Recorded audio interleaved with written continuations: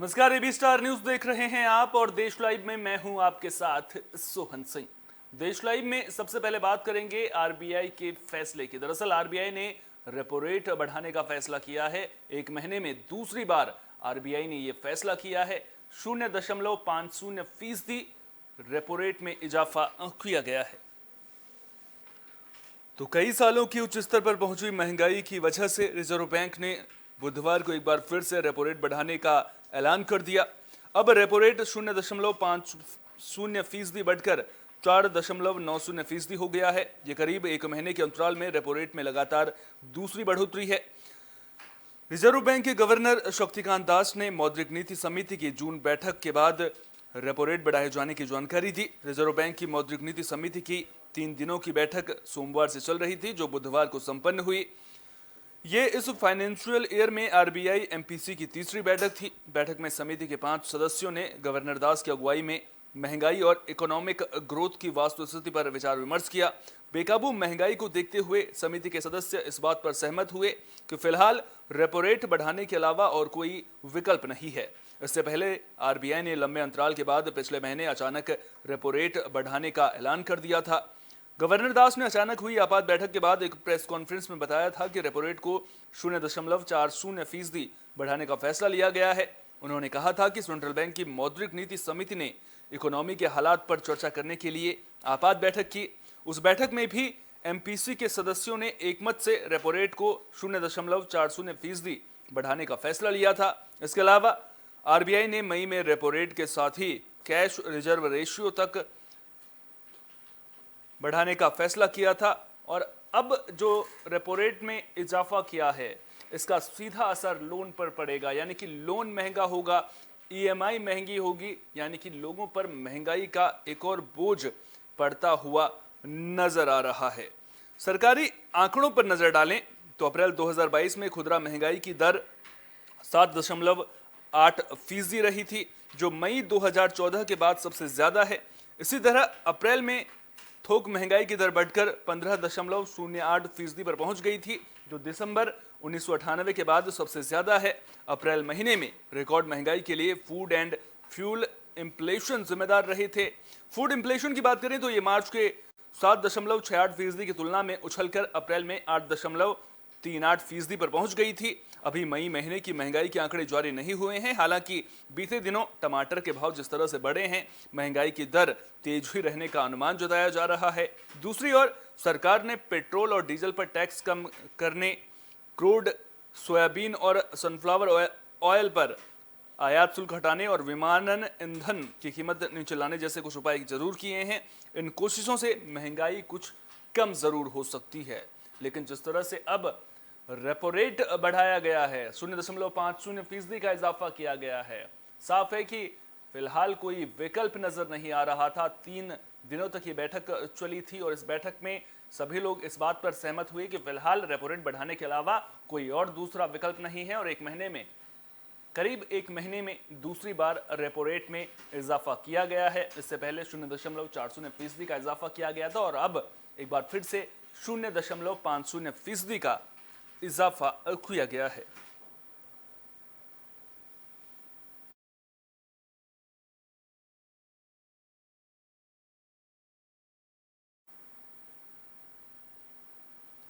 Bulletin में अब बात दिल्ली के जहांगीरपुरी की भी कर लेते हैं। दरअसल दिल्ली के जहांगीरपुरी में पहले से ही तनाव का माहौल बना हुआ था और अब एक बार फिर से पथराव की खबर सामने आई है। 2 गुटों के बीच जमकर पथराव हुआ है।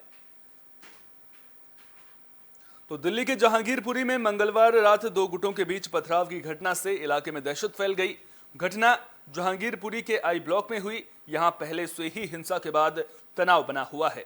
सूत्रों के मुताबिक 2 गुटों में कहासुनी हो गई थी, जिसके बाद जमकर मारपीट हुई और देखते ही देखते दोनों पक्ष एक दूसरे पर पथराव करने लगे। घटना के एक सीसीटीवी फुटेज में लोगों को एक दूसरे पर पथराव करते हुए भी देखा जा सकता है। घटना में कई वाहन क्षतिग्रस्त हो गए हैं। सूचना मिलते ही पुलिस टीम मौके पर पहुंची। इस मामले में कार्रवाई करते हुए पुलिस ने 2 लोगों को हिरासत में ले लिया है। कानून व्यवस्था को बनाए रखने के लिए पुलिस क्षेत्र में गश्त कर रही है। वहीं इस मामले में पुलिस का कहना है कि थाना महेंद्र पार्क में बीती रात करीब 10:45 पर झगड़े, तोड़फोड़ और पथराव के संबंध में 2 पीसीआर कॉल प्राप्त हुई थी। पूछताछ करने पर पता चला कि एक शख्स अपने दोस्तों के साथ कुछ लोगों की तलाश में यहां आया था। वे कथित तौर पर नशे में थे और जब उन्हें कोई नहीं मिला तो उन्होंने कुछ पत्थर फेंके, जिसमें 3 गाड़ियों के शीशे क्षतिग्रस्त हो गए। पुलिस का कहना है कि उस झगड़े का कोई सांप्रदायिक एंगल नहीं है। दोनों ही गुट एक ही समुदाय के हैं। घटना में कोई घायल नहीं हुआ है। पुलिस ने इस मामले में 2 लोगों को गिरफ्तार कर लिया है। बाकी लोगों की तलाश की जा रही है, जिन्हें जल्द ही पकड़ लिया जाएगा। बता दें कि जहांगीरपुरी में हनुमान जयंती के अवसर पर निकाले गए जुलूस के दौरान सांप्रदायिक हिंसा भड़क गई थी। इसमें कई लोगों को चोटें भी आई थी। इस पर कार्रवाई करते हुए पिछले दिनों उत्तर पश्चिम दिल्ली के जहांगीरपुर थाने के प्रभारी का तबादला भी कर दिया गया था।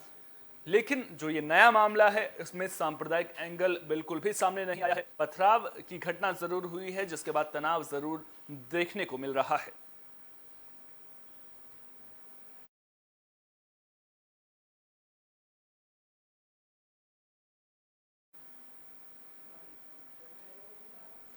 जोधपुर में भी सांप्रदायिक तनाव की खबर सामने आई है। दरअसल बच्चों में विवाद हो गया था, जिसके बाद देखते ही देखते जो पूरा विवाद है वो तनाव में तब्दील हो गया। तो जोधपुर में सांप्रदायिक तनाव की स्थिति पैदा हो गई है। 2 पक्षों के बीच जमकर पत्थर चले हैं। सूरसागर के रॉयल्टी नाके के पास ये बवाल देखने को मिला है। अभी तक के लिए मौके पर भारी पुलिस बल तैनात है और 3 लोगों को पकड़ लिया गया है। बताया जा रहा है कि सूरसागर थाना क्षेत्र के रॉयल्टी नाके के पास राजाराम सर्कल के नजदीक से बाबू माली का वाटर सप्लाई का काम है। उसके बेटे का एक टैक्सी चालक से विवाद हो गया, जिसके बाद थोड़ी देर में लोगों का हुजूम इकट्ठा हो गया और देखते ही देखते बड़ा बवाल शुरू हुआ। फिर बाद में पुलिस मौके पर पहुंची और भीड़ को तितर बितर किया गया। इससे पहले भी जोधपुर में 2 समुदायों के बीच बवाल हो चुका है। 2 मई को ईद के मौके पर जमकर हिंसा हुई थी।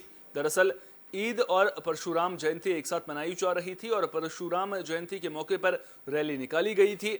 इस बीच जालोरी गेट पर झंडे और लाउड स्पीकर को लेकर विवाद शुरू हो गया, जो 2 दिन तक चलता रहा। उस मामले में पुलिस ने 33 प्रकरण दर्ज किए थे, जबकि 250 से ज्यादा लोगों को गिरफ्तार किया गया था। अब 1 महीने बाद जोधपुर में फिर से हिंसा देखने को मिली है। किस कारण से 2 समुदाय के लोग एक दूसरे के सामने आए, अभी तक स्पष्ट नहीं है, लेकिन जमकर पत्थरबाजी हुई है और खूब बवाल भी देखने को मिला है। स्थिति को देखते हुए प्रशासन ने मौके पर भारी पुलिस फोर्स भेज दी है। डीसीपी, एडीसीपी जैसे वरिष्ठ अफसर भी स्थिति को कंट्रोल करने में लग गए हैं। वैसे जोधपुर में हुए बवाल से पहले राजस्थान के करौली और अलवर में भी जबरदस्त हिंसा देखने को मिल चुकी है। करौली की बात करें तो वहां पर एक बाइक रैली पर पत्थरबाजी कर दी गई थी। कहा गया था कि जब कुछ लोगों ने हिंदू नववर्ष के मौके पर बाइक रैली निकाली थी, दूसरे समुदाय के लोगों ने उन पर पथराव कर दिया। बाद में कई दुकानों को आग के हवाले किया गया। जमकर हिंसा हुई और जमीन पर माहौल तनावपूर्ण बन गया। हालात इतने बिगड़ गए थे कि प्रशासन को कई दिनों तक करौली में कर्फ्यू रखना पड़ा था। उस हिंसा में पुलिस के और से करीब 144 आरोपियों को चिन्हित किया गया था, लेकिन करौली के बाद भी राजस्थान में हिंसा का दौर नहीं थमा था। 22 अप्रैल को अलवर जिले में एक बार फिर सांप्रदायिक हिंसा ने माहौल को गर्म कर दिया था। उस वक्त सोशल मीडिया पर बुलडोजर कार्रवाई का एक वीडियो वायरल हुआ था, जहां पर एक मंदिर को तोड़ दिया गया था। उसी विवाद ने अलवर में हिंसा करवा दी थी और फिर कांग्रेस सरकार भी मुश्किलों में फंसती हुई नजर आ रही थी। तो जोधपुर में जिस तरह से ये बवाल की खबरें सामने आ रही हैं, सांप्रदायिक तनाव के मामले सामने आ रहे हैं, इस पर गहलोत सरकार को सख्त एक्शन लेने की जरूरत है। सवाल ये कि आखिर गहलोत सरकार सख्त एक्शन कब लेगी। सवाल ये कि क्या इसी तरह से दूसरे शहरों से भी सांप्रदायिक तनाव की खबरें सामने आती रहेंगी। हालांकि जो ये नया विवाद है वो इतना बड़ा नजर नहीं आता है, लेकिन कब कोई एक छोटी सी मामूली सी बात उग्र रूप धारण कर ले, ये जिस तरह से पिछले कुछ दिनों से माहौल देखने को मिल रहा है, ऐसे में कुछ भी कहा नहीं जा सकता है। हालांकि अब जिस तरह से राजस्थान में एक के बाद एक घटनाओं का जिक्र हमने किया है, तो ऐसे में देखना दिलचस्प होगा कि राजस्थान सरकार अब इस पूरे मामले को कितनी सख्ती से संभालती है।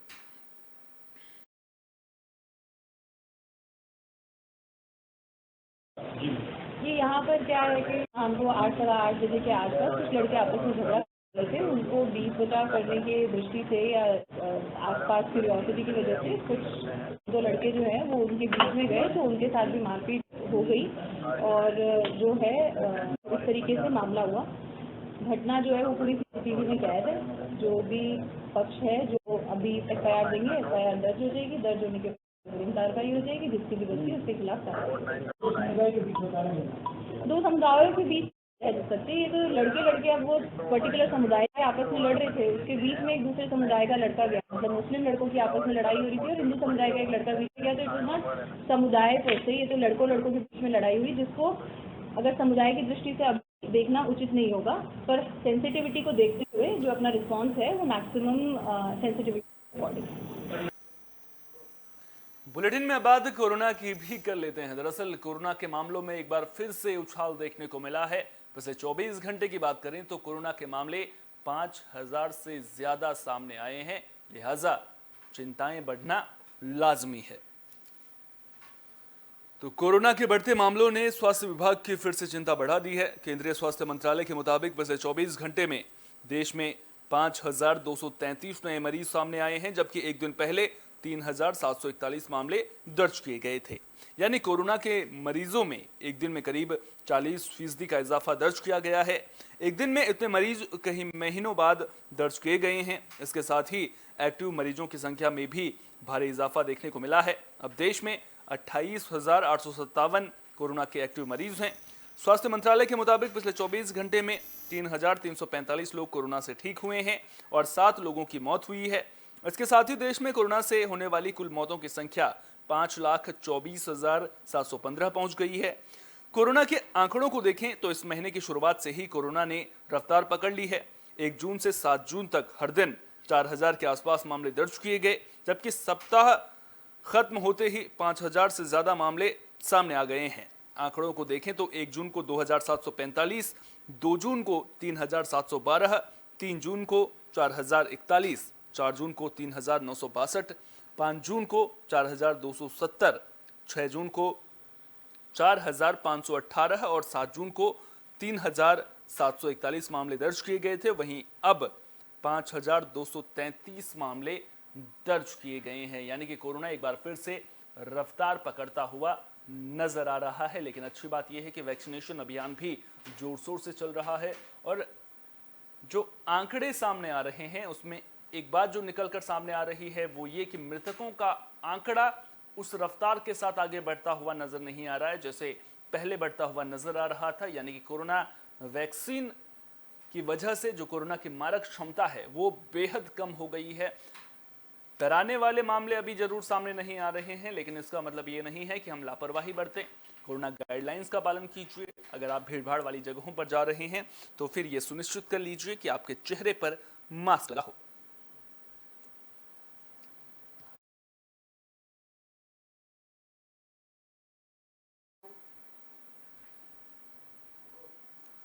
उत्तर मध्य भारत में गर्मी का सितम देखने को मिल रहा है। जून के दूसरे हफ्ते में भी झुलसाने वाली गर्मी से लोगों का बुरा हाल है।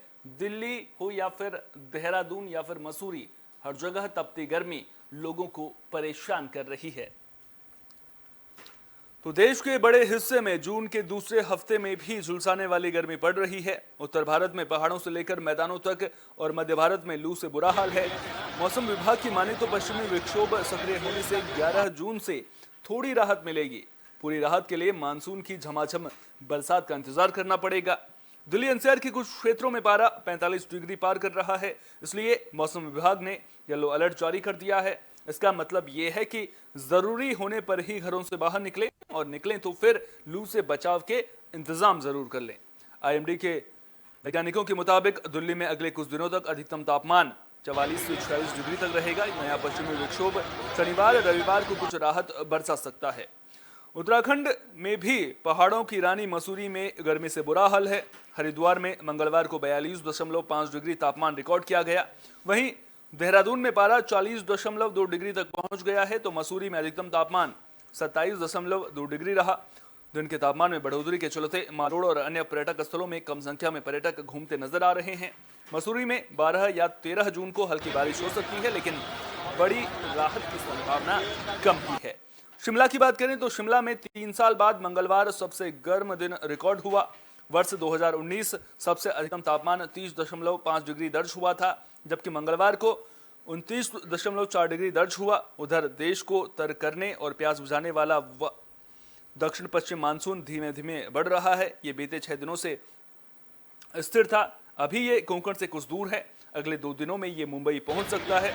इसका असर महाराष्ट्र के कई हिस्सों में देखने को मिलेगा और इसका वेग बढ़ा तो मध्य प्रदेश, गुजरात के कुछ हिस्सों को भी बारिश से राहत मिल सकती है। तो गर्मी झुलसा रही है, गर्मी परेशान कर रही है, लू सरदर्दी बढ़ाता हुआ नजर आ रहा है। लिहाजा अगर आप भी दिल्ली एनसीआर के इलाकों में रहते हैं तो आपको बता दें कि दिल्ली में येलो अलर्ट मौसम विभाग की ओर से जारी किया गया है, यानी कि घर से तभी बाहर निकलिए जब बहुत ज्यादा जरूरी हो, और अगर आप घर से बाहर निकल रहे हैं तो गर्मी से बचने के लिए, लू से बचने के लिए तमाम इंतजाम जरूर कर लीजिए।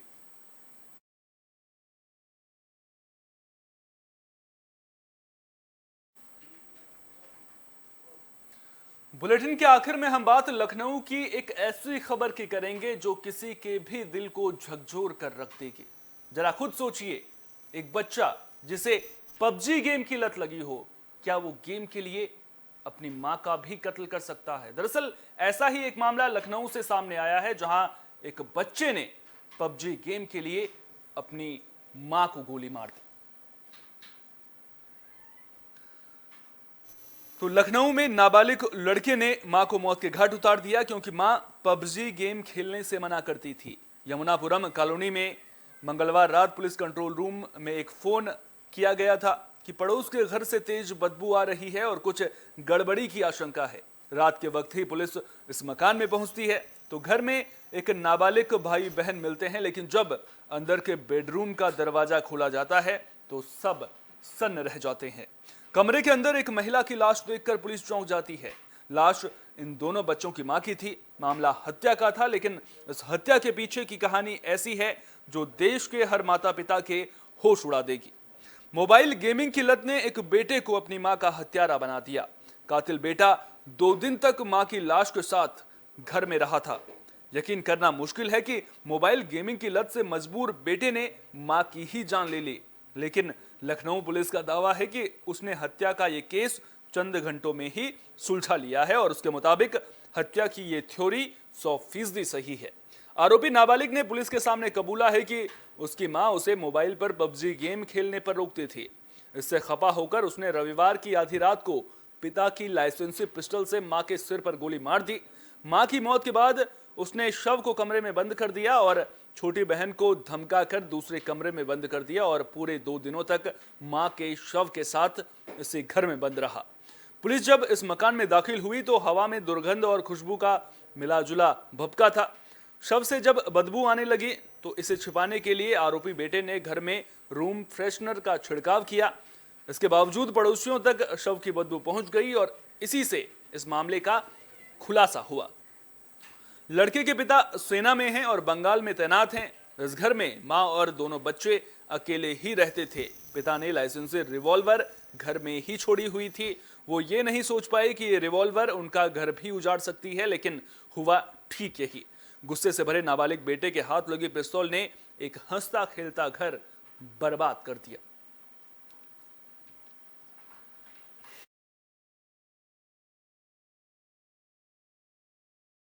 पीजीआई पुलिस को एक सूचना मिलती है कि साधना सिंह नाम की एक महिला है जिनकी गोली मार करके हत्या कर दी गई है। मौके पर पुलिस पहुंचती है, फोरेंसिक टीम पहुंचती है, छानबीन होती है, पूछताछ होती है। मौके पर जो स्थिति क्लियर होती है, वहाँ से पूछताछ के बाद जो पता चलता है वहाँ पर जो इनका जो एक बेटा था जिसकी उम्र लगभग 16 साल है, नाबालिग है, बाद में पता चलता है कि उसने ही इस घटना को अंजाम दिया है।